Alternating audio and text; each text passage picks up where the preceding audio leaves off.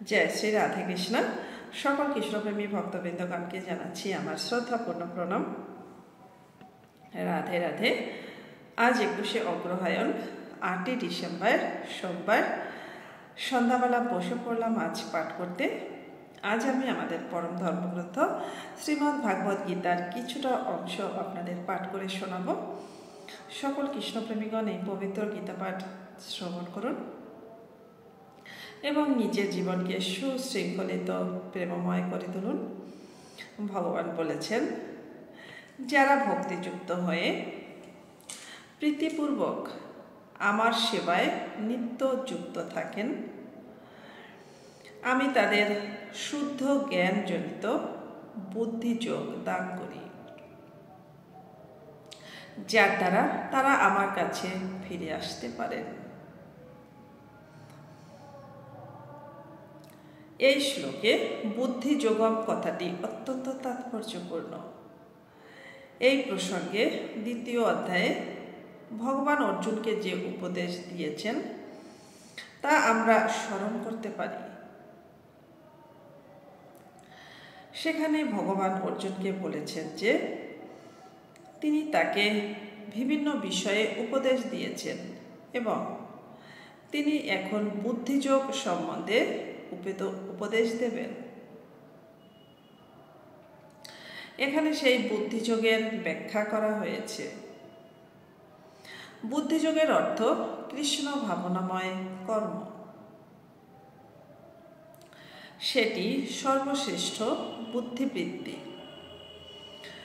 বুদ্ধির অর্থ বোধশক্তি এবং যোগের অর্থ অতীন্দ্রিয় কার্যকলাপ বা যোগারূঢ়। কেউ যখন তার প্রকৃত আলয় ভগবত ধামে ফিরে যেতে চান এবং সেই উদ্দেশ্যে কৃষ্ণ ভাবনাময় ভগবত সেবায় সম্যকভাবে নিযুক্ত হন, তখন তার সেই কার্যকলাপকে বলা হয় বুদ্ধিযোগ। পক্ষান্তরে বুদ্ধিযোগ হচ্ছে সেই পন্থা যার মাধ্যমে জড় জগতের বন্ধন থেকে মুক্তি লাভ করা যায়। সাধনার অন্তিম লক্ষ্য শ্রীকৃষ্ণ। সাধারণ মানুষ তা জানে না। তাই ভগবত ভক্ত ও সদ্গুরুর সঙ্গে সঙ্গ গুরুত্বপূর্ণ। ভগবত ভক্ত ও সদ্গুরুর সঙ্গ গুরুত্বপূর্ণ। আমাদের সকলেরই জানা উচিত যে শ্রীকৃষ্ণই পরম লক্ষ্য এবং সেই লক্ষ্য সম্বন্ধে অবগত হলে সেই মার্গে ধীরে ধীরে অথচ ক্রমোন্নতির মাধ্যমে অগ্রসর হওয়া যায় এবং অবশেষে সেই পরম লক্ষ্যে উপনীত হওয়া যায়। কেউ যখন মানব জীবনের লক্ষ্য সম্বন্ধে অবগত হওয়া সত্ত্বেও কর্মফল ভোগের প্রতি আসক্ত থাকে, তখন সেই স্তরে সাধিত কর্মকে বলা হয় কর্মযোগ।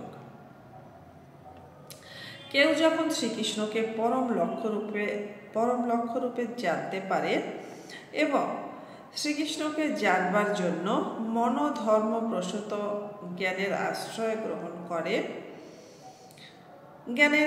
গ্রহণ করে তৃপ্ত হয়, তখন তাকে বলা হয় জ্ঞানযোগ।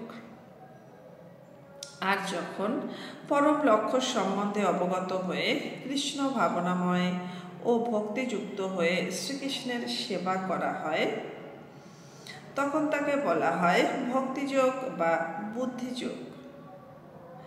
সেটি যোগের পরম পূর্ণতা। যোগের এই পূর্ণতাই জীবনের সর্বোচ্চ সিদ্ধির স্তর।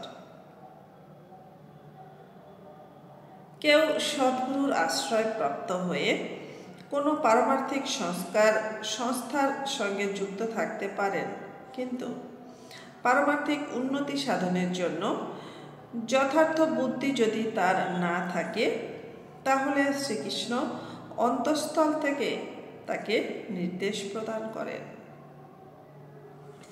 যার ফলে তিনি অনায়াসে তার কাছে ফিরে যেতে পারেন।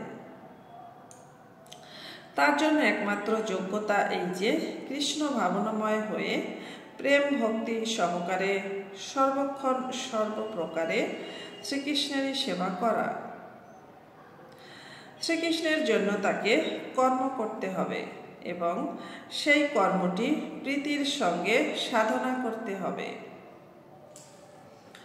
ভক্ত আত্মোপলব্ধির মধ্যে উন্নতি সাধনে যথার্থ বুদ্ধিমান না হলেও যদি ভক্তিযোগ সাধনে ঐকান্তিকভাবে আগ্রহী হন, তাহলে ভগবান তাকে সুযোগ প্রদান করেন, যার ফলে তিনি ক্রমশ উন্নতি সাধন করেন এবং অবশেষে তার কাছে ফিরে যেতে পারেন। রাধে রাধে। আজ এটুকুই। নমস্কার।